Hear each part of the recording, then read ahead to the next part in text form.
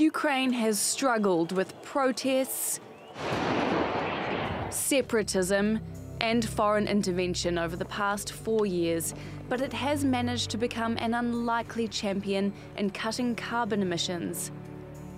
After years of heavily subsidising natural gas, so households were paying 10 times less than the market price, it started to reform its energy sector by cutting those subsidies and capping domestic gas production.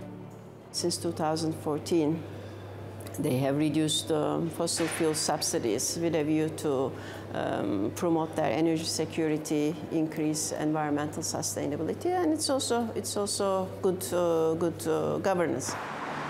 Ukraine is being held up as an example of a government taking on one of the UN's 17 Sustainable Development Goals, fighting climate change.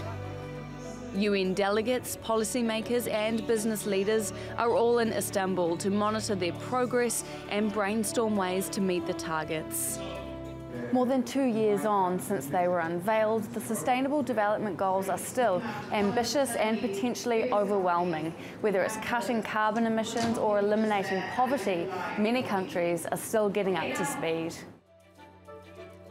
The scale of the challenge is huge and expensive.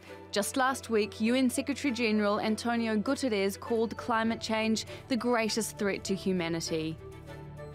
And the World Meteorological Organization says the past 3 years have been the hottest on record. It called 2017 the costliest year for disasters, with extreme weather causing $320 billion in losses. Sergei Gudev from the European Bank for Reconstruction and Development says despite the threat, generating political will is hard.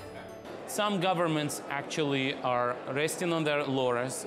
Some governments think that it is safer to invest in public sector projects. But the message we are trying to send to many governments around the world is that the future is not in concentrating on public sector alone. The main challenge now is getting governments to invest in reforms because the clock is ticking to the 2030 deadline. Caitlin McGee, TRT World, Istanbul.